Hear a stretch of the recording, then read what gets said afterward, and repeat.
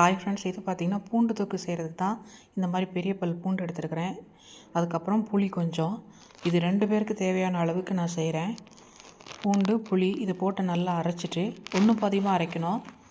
இப்போது நல்லெண்ணெய் ஊற்றி கடுகு உளுத்தம்பருப்பு கொஞ்சம் சீரகம் போட்டு தாளிக்கிறேன்.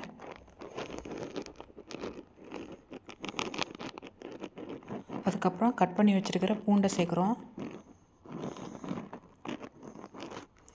அது நல்லா வதங்கினதுக்கப்புறம் அரைச்சி வச்சுருக்கிற பேஸ்ட்டை பூண்டு புளி பேஸ்ட்டை நம்ம சேர்க்குறோம். இதில் கொஞ்சம் உப்பு, மிளகாத்தூள், மஞ்சள் தூள் சேர்த்து நல்லா கொதிக்க விடுங்க.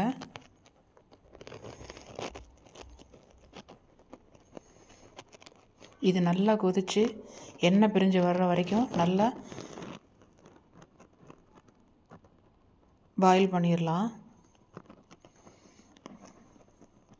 நல்லா சுண்டி வந்துருச்சு. இப்போது லாஸ்ட்டாக கொஞ்சமாக வெல்லம் சேர்த்து இறக்கிட்டோம்னா அருமையான பூண்டு தொக்கு ரெடி ஆயிரும்.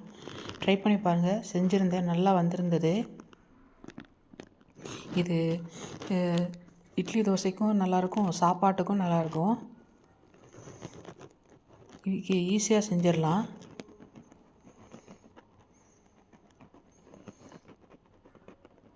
நல்லா இந்த மாதிரி எண்ணெய் பிரிஞ்சு வந்துருச்சு பாருங்கள். ஓகே, பாய்.